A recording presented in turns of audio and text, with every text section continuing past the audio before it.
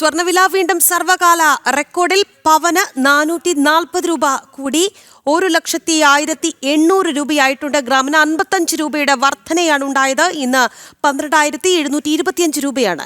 ഇന്നലെ സ്വർണ്ണവില 3 തവണ കൂടിയിരുന്നു. 1,760 രൂപയാണ് ഇന്നലെ വർദ്ധിച്ചത്. വിവരങ്ങളുമായി ബീന റാണി കൊച്ചിയിൽ നിന്ന് ചേരുകയാണ്. ബീന, ഈ സ്വർണ്ണവില സർവകാല റെക്കോർഡിൽ എന്ന് പറഞ്ഞ് അതൊരു ക്ലീഷേ ഡയലോഗായി മാറിയിരിക്കുകയാണ്. ഇന്നും വർധനയാണ്.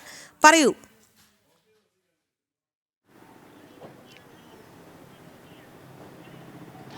തീർച്ചയായും രാഖി, കഴിഞ്ഞ ഡിസംബർ 23-നാണ് സ്വർണ്ണവില ആദ്യമായി 1 ലക്ഷം കടന്നത്. അന്ന് അതൊരു സർവകാല റെക്കോർഡായിരുന്നു. വീണ്ടും ഒരു ഇടവേളയ്ക്ക് ശേഷം, അതായത് വീണ്ടും വില കുറയുന്ന ഒരു സാഹചര്യം ഇതിനിടയ്ക്ക് വന്നിരുന്നു.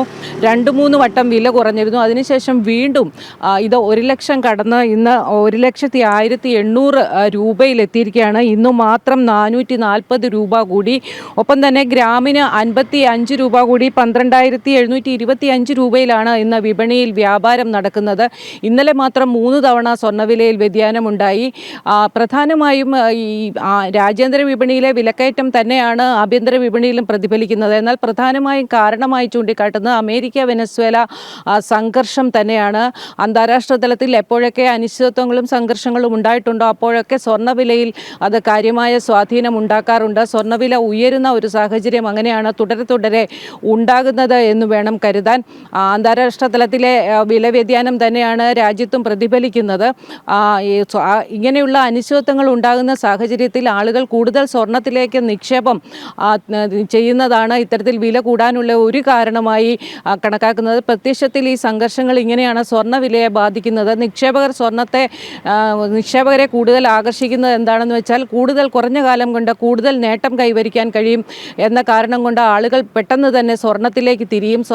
ഇത് കൃത്യമായി മനസ്സിലാക്കാൻ സാധിക്കുന്നത് സ്വർണ്ണവില കുറയുന്ന സാഹചര്യത്തിൽ നിക്ഷേപകർ അതിൽ നിന്ന് പിന്മാറുകയും കൂടുമ്പോൾ വീണ്ടും നിക്ഷേപത്തിലേക്ക് നിക്ഷേപകർ എത്തുകയും ചെയ്യുന്നതാണ്. ഇത്തരത്തിൽ ഡിമാൻഡ് വർദ്ധിക്കുന്നതാണ് സ്വർണ്ണവില കൂടാനുള്ള ഒരു പ്രധാന കാരണമായി വരുന്നത്. ഇന്ത്യയെ സംബന്ധിച്ചിടത്തോളം ഏറ്റവും കൂടുതൽ സ്വർണ്ണ ഉപഭോഗമുള്ള ഒരു രാജ്യം കൂടിയാണ്. അതുകൊണ്ട് തന്നെ സ്വർണ്ണവിലയിലെ ഈ വ്യതിയാനം കൃത്യമായും രാജ്യത്തെ ബാധിക്കുന്നുണ്ട്. അപ്പം തന്നെ സാധാരണക്കാരെ സംബന്ധിച്ചിടത്തോളം, കേരളത്തിലേക്ക് വന്നാൽ സാധാരണക്കാരെ സംബന്ധിച്ചിടത്തോളം സ്വർണ്ണവിലയിലെ വർധനവ് വലിയ പ്രതിസന്ധി സൃഷ്ടിക്കുന്നുണ്ട്.